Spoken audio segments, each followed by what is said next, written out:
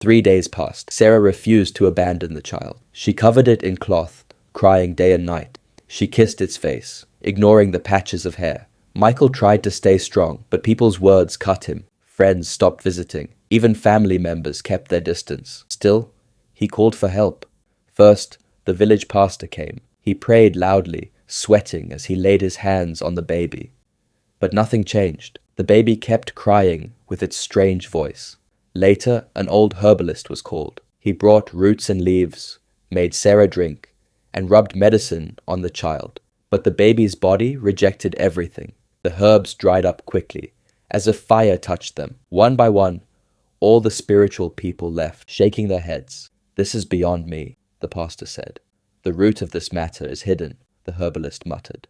The whole house sank deeper into sorrow. Sarah cried more. Her mother sat quietly, looking helpless. Michael felt as if the ground had been removed from under his feet. Through it all, Madame Grace kept praying. One morning she said, "I must travel to fetch stronger herbs. My daughter, don't fear. I will bring healing." Sarah and Michael thanked her. After Madame Grace left to get herbs, the house grew even quieter. Michael tried to act strong, but his eyes showed how broken he was. He kept walking in and out of the house, not knowing what to do. Neighbors passed by, but most refused to come in. Some only stood far away to whisper and shake their heads. That same morning, the old herbalist who had tried before walked past the house. He had failed earlier, but something strange pulled him back. As he reached the gate, he stopped suddenly. His body shook. On the ground before him, he saw faint marks glowing like fire. They moved like small snakes. He lifted his eyes and saw a dark veil hanging over the house like smoke. It shifted and pulsed as though alive. The herbalist gasped. "Ah! This house is locked. That is why prayers and medicine have failed." He stepped closer, feeling the air press against his chest like heavy wind. Quickly, he pulled a charm from his bag and whispered words. The veil trembled slightly, but it did not fall. He knew then, whoever placed this lock was strong. He went inside and called Michael aside. "Your house is not ordinary," the herbalist said. "Someone has tied it with dark power. That is why nothing has worked. But the one who did this will soon return. If they come back, the veil will cover again, and the truth will hide forever." Michael's heart raced. "Locked? By who?" The herbalist shook his head. "I cannot say yet, but keep watch. A secret is about to be revealed. I will return with my charm and break this dark power." Michael stood frozen, speechless, as the herbalist walked away. That evening, neighbors gathered outside and began whispering more. Their eyes turned toward Reby. "Have you not seen her?" one woman said. "She sneaks out at night like a thief. Maybe she is the one troubling Sarah's womb." "Yes," another agreed. "I saw her coming home before dawn. What good woman walks about at that hour?" It must be her Abeni heard them and shouted, "Leave me alone! I live my life. Must I explain myself to you?" But her husband Tunde had been watching her too. The gossip entered his ears like fire. That night, when Abeni tried to sneak out again, he quietly followed her. The night was dark, and the moon hid behind clouds. Tunde kept a good distance, his heart beating fast. He watched his wife walk quickly through narrow paths until she reached another part of the village. There, she slipped into a man's hut. Tunde's fists clenched. He stood outside, shaking with anger. He waited, listening. Soon he heard laughter and whispers from inside. His heart burned. Without warning, he kicked the door open. The wooden door cracked, and he rushed in. Abeni jumped up in shock, her wrapper falling from her shoulder. Another man sat on the mat, his face pale with fear. "Tunde!" Abeni gasped. "It is not what you think." But her husband's voice thundered. "Shameless woman! I followed you with my own eyes. You sneak out every night. And this is why." The man tried to escape, but Tunde grabbed him by the neck and threw him out of the hut. The next morning, Tunde dragged Abeni before the villagers. His face was red with rage. "Here is your night wanderer," he shouted. "My wife is not a witch. Her witchcraft is her shame. She has been sleeping with another man while I worked for her at home." The villagers gasped loudly. Murmurs filled the air. "So this is where she goes at night?" one woman cried. "We thought she was the one troubling Sarah," another said. "But look, her evil is different." Abeni hung her head, her face burning with disgrace. The neighbors spat on the ground and turned away from her. Sarah, lying weak inside, heard the news. She shook her head slowly. So even a Beni carried her own secret, she whispered. In the faraway village, Madame Grace sat among her companions. The place was hidden, deep in the forest. A big fire burned in the center.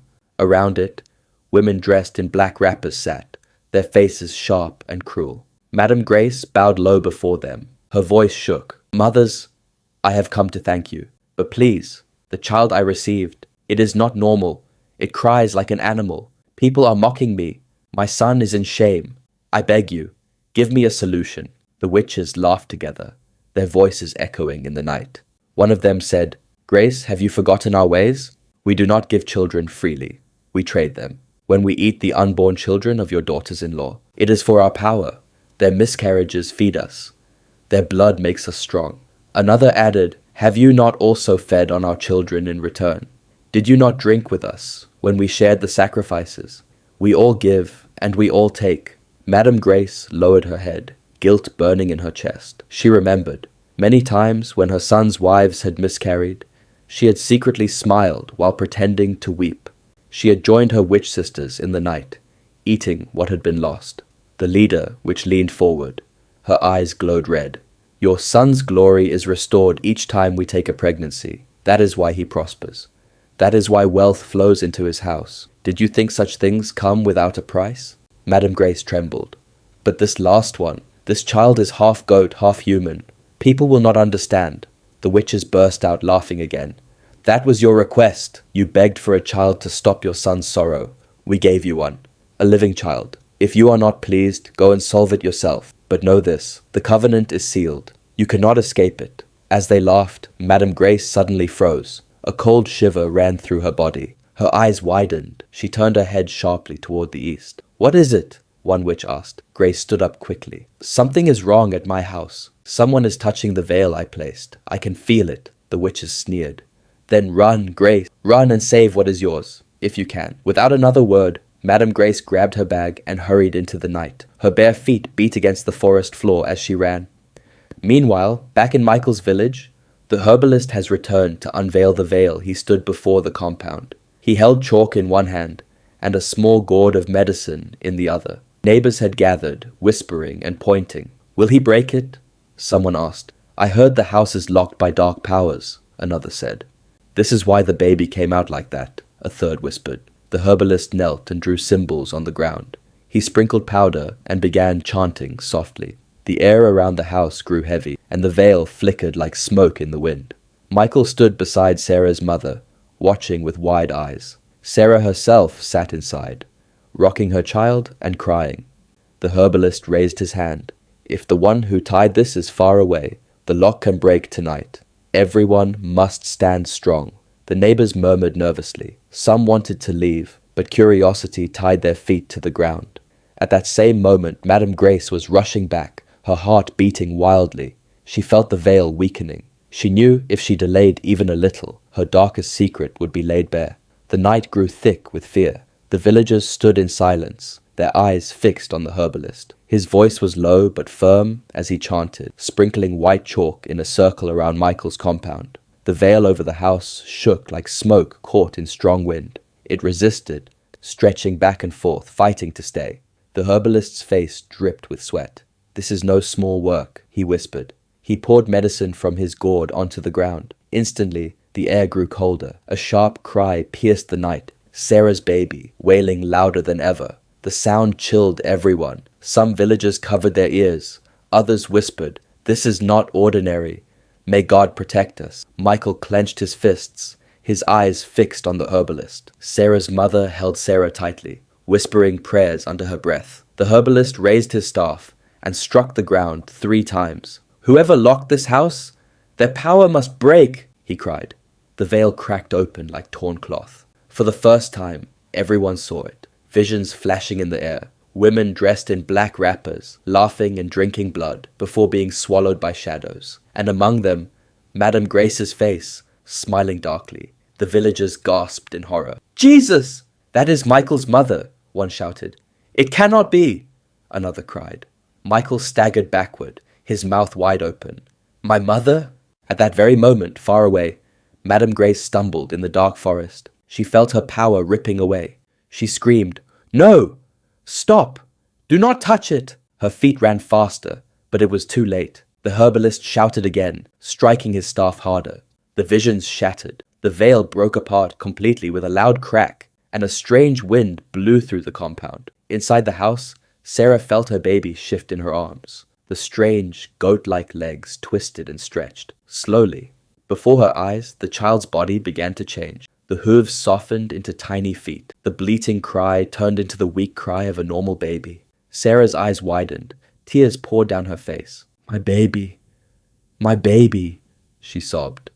She hugged the child tightly, kissing it again and again. Her mother fell to her knees, shouting, Thank you, God! Thank you! Michael rushed to them, his face wet with tears. He saw the child, no longer half animal, but a full human baby. He dropped to the ground and covered his face, weeping loudly.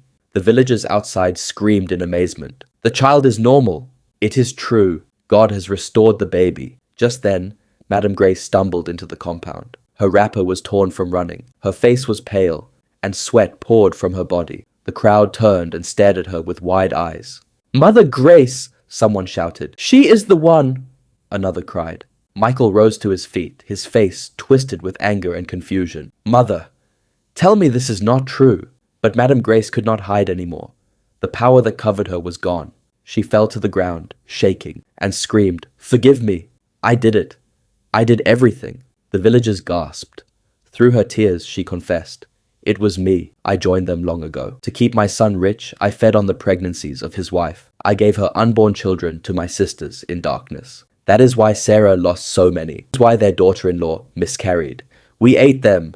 We drank them. The people covered their mouths in horror. Sarah screamed and held her baby tighter. Madame Grace beat the ground with her fists. I only wanted my son to have his glory. When I saw his sadness, I begged them for a child. They gave me this cursed one, half human, half beast. I went to beg again, but they laughed at me. And now I am undone. Her voice cracked, and she wailed bitterly. Suddenly, a loud wind rose in the air. From the broken veil, dark shadows appeared, screaming voices filling the compound. The witches Madame Grace had left behind were crying too, their forms twisting in pain. The herbalist raised his staff. Tonight, the covenant is broken. Those who fed on blood shall eat their own destruction. The ground shook. Madame Grace screamed as fire-like light wrapped around her. She rolled on the ground, begging for mercy, but the power pulled her away. Far away in the forest, the other witches screamed at the same time. One by one, their voices vanished into silence. When it was over, the night grew calm again. Madame Grace lay lifeless on the ground. The villagers trembled. Some wept. Others muttered prayers. Michael stood frozen, tears rolling down his face. He whispered, My own mother, the woman who gave me life, became the one who destroyed us. Sarah held her baby close, crying softly. We suffered so much because of her, she whispered. Sarah's mother placed a hand on her daughter's shoulder. The wicked are gone. Your shame has turned into testimony. Raise your child well. The villagers began to rejoice, shouting praises and clapping their hands. Some danced, thanking God for the miracle. Others surrounded Sarah, blessing her and admiring the baby. For the first time, Sarah smiled through her tears. Her child was whole. Her home was free. But Michael sat apart, his face dark with sorrow. He had gained a son, but lost his mother in the same night. The village never forgot that night. For many weeks, people still gathered in small groups to talk about what happened in Michael's compound. Some said, We saw the veil with our own eyes. Others whispered, I will never forget the sound of that baby's cry before it changed. Children who used to mock Sarah now pointed at her with respect, saying, That is the woman who survived the witch's attack. Life slowly returned to normal for Sarah and Michael, but their hearts carried many scars. Sarah spent her days caring for her baby, singing to him softly and holding him close. Every time she looked at him, tears of both pain and joy filled her eyes. Pain, because of what she suffered. Joy, because her child was whole again. Michael worked in silence most days. He provided for his family, but people noticed he smiled less. The memory of his mother's screams haunted him. Sometimes at night, he woke up sweating, hearing her voice in his dreams. As for Abeni, her disgrace became another tale in the village. Her husband, Tunde, no longer trusted her. Their home broke apart, and people pointed at her whenever she passed. "That is the woman who snuck out at night," they said. Abeni lived in shame, her gossiping mouth now silenced. One evening, many months later, Michael and Sarah sat outside their home, watching their baby crawl in the sand. The sun was setting, painting the sky red. Michael sighed deeply. "I still cannot believe it was my mother," he said softly. Sarah touched his hand. "She chose her path. But look at us now. Look at our child. We survived." Michael looked at his son, who laughed as he played with a small stick. For the first time in a long while, Michael smiled. Though Madame Grace was gone, Michael's wealth did not vanish. His farms still produced harvest. His businesses still brought profit, and people still respected his wisdom. Many now said, his glory was never from his mother. It was inside him all along. Even without her, Michael remained one of the richest men in the village. But now, people admired him, not only for his wealth, but for his endurance, and for standing by his wife in her darkest days. The lesson learned from this story is, not all enemies are outside. Sometimes evil hides in the closest hands, even in family. They also learned that greed and hunger for wealth can push people into dark things that destroy many lives. Don't forget to subscribe, like, and comment your thoughts below.